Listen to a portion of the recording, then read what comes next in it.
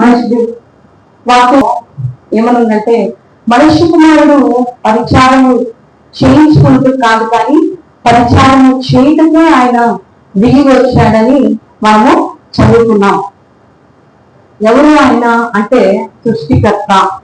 మనం ఆరాధిస్తున్న దేవుడు ఎవరక్క? సృష్టికర్త, సమస్తమును కలగజేసిన వాడు, శక్తిమంతుడు, సర్వశక్తిమంతుడు. ఆయనకి సాటి అయిన వారు, సమమైన వారు ఎవరు కూడా లేనే లేదు. ఆయన స్థాయికి సరిపోయిన వారు ఎవరు కూడా లేనే లేదు. మరి అటువంటి దేవుడట దేనికి వచ్చాడు అంటే పరిచారము చేయటానికే. పరిచారము చేయటానికే దేనికి వచ్చాడట అక్క భూమి మీదకి? పరిచారము అంటే ఏంటి అర్థం అక్క?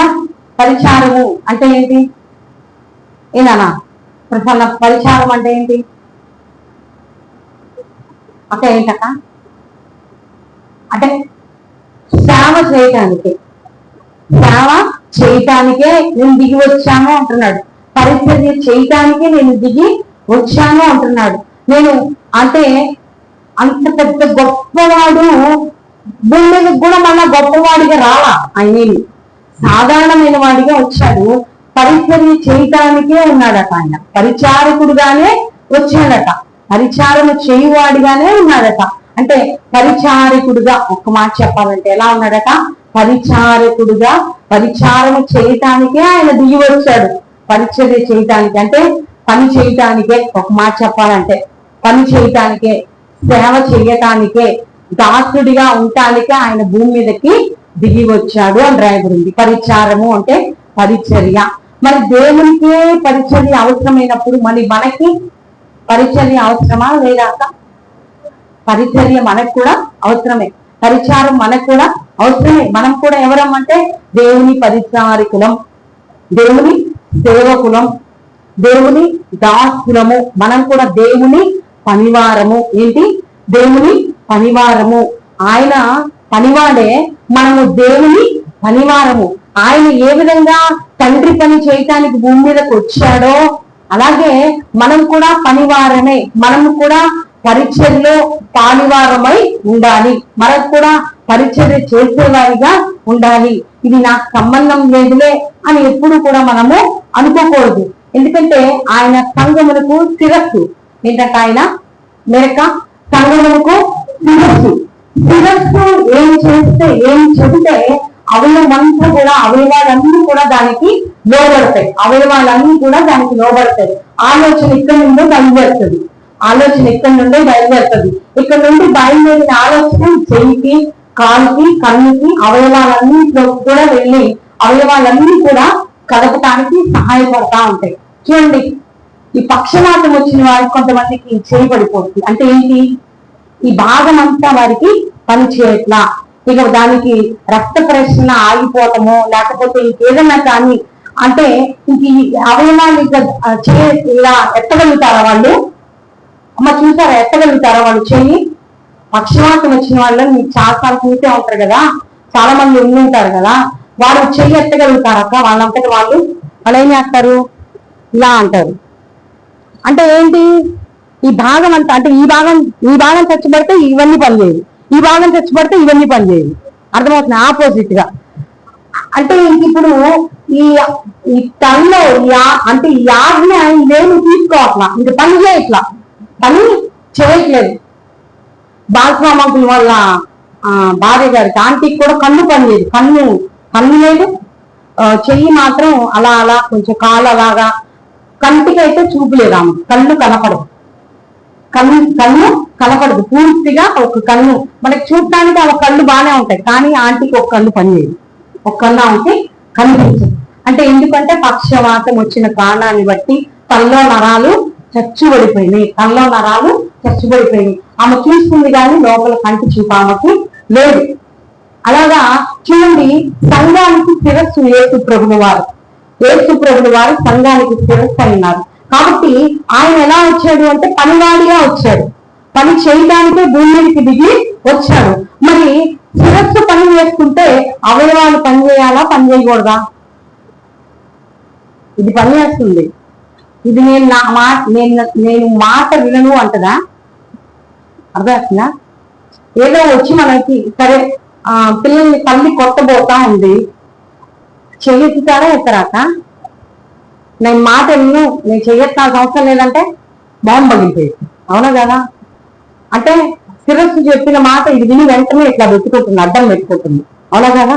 అంటే ఇక్కడి నుంచి ఆజ్ఞ బయలుదేరుతా ఉంది, అంటే కల్లో నుంచే ఆజ్ఞ వెళ్తుంది, ఆ చెయ్యిలా అడ్డం పెట్టుకుంటా ఉన్నాం మనం. అంటే మనంతటా మనం కానే కాదు. అలాగే ఆయన పరిచయాలు అర్థమవుతున్నాయి నా మాటలు? అర్థమవుతున్నాయా స్పందన? అర్థమవుతున్నాయా? కొద్దిగా అర్థమవుతున్నాయా? మన మాట అంటే కల్లో వచ్చిన ఆలోచన బట్టి మన అవయవాలన్నీ మనం ఎలా కదిలిస్తున్నామో అలాగే సంఘానికి శిరస్సు ఆయన మాటకు లోబడి మనం కూడా ఒక్కొక్కళ్ళం ఒక్కొక్క అవయవమే. ఇదానా? ఒక్కొక్కళ్ళం మనం ఒక్కొక్క భాగమే, ఒక్కొక్క పార్టే. సంఘములో నీ ఒక భాగము, కన్ను ఒక భాగము, కాలు ఒక భాగము, ముక్కు ఒక భాగము, నోరు ఒక భాగము, ప్రతి ఒక్కటి కూడా ఒక్కొక్క భాగమే, వేరు ఒక భాగమే. అన్నీ కూడా దేనికి లోబడుతున్నాయి? మన శరీరంలో ఉన్నటువంటి అవయవాలన్నీ దేనికి లోబడుతున్నాయి?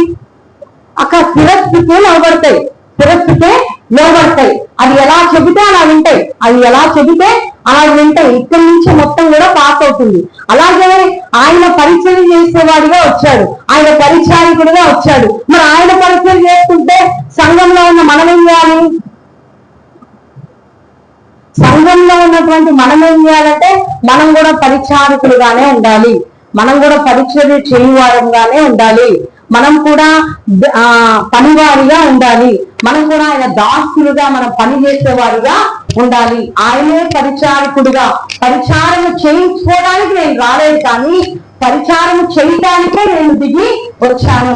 అంటే నేను సేవ చేసుకోవాలని, లేకపోతే నన్ను ఊరేగించాలని, నన్ను రథం మీద తిప్పాలని, నన్ను మొయ్యాలని, నన్ను ఘనపరచాలని, నన్ను హెచ్చించాలని ఇవన్నీ కాదు. నేను మీకోసం విమోచన ప్రయోజనముగా అవ్వటానికి పరిచారముగానే ముందుకి దిగి వచ్చానన్నాడు. అదే విధంగా మనమందరం కూడా పని చేసేవారిగానే ఉండాలి, ఉండాలి. మన ఇంట్లో మనం పని చేసుకుంటాం, మన ఇంట్లో మనము పని చేసుకుంటాం, మనం అన్ని బాధ్యతలు తీసుకుంటాం.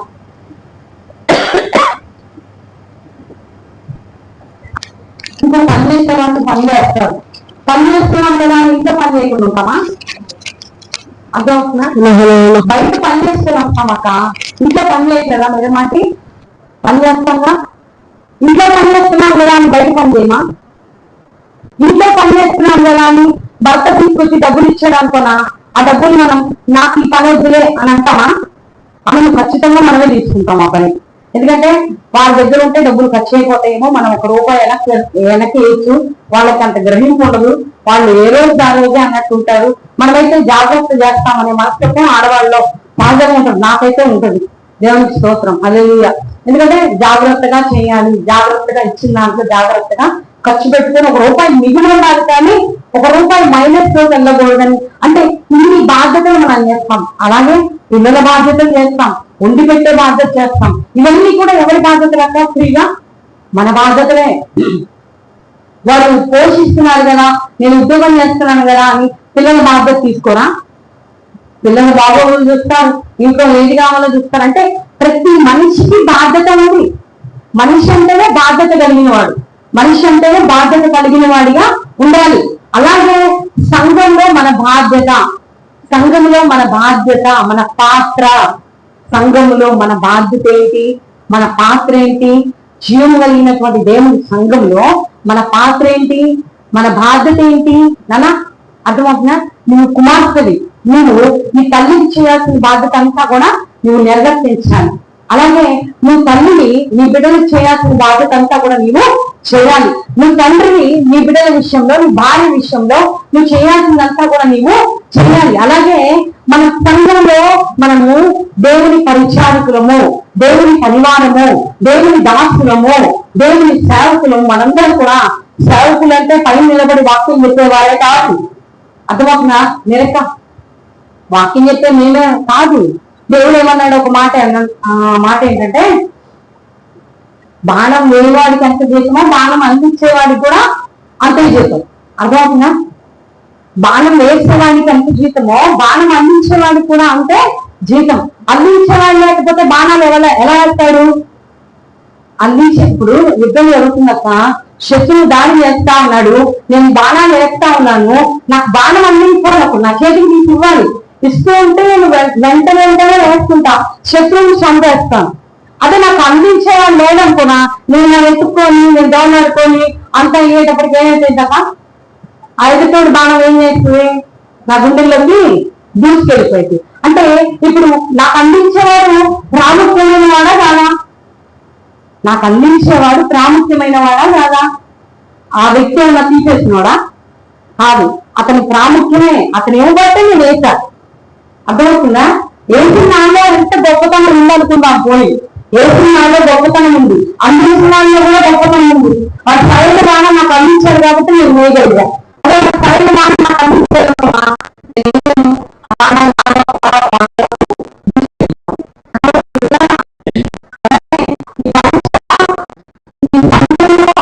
మనందరికీ కూడా పరిచయం బాధ్యత ఉంది.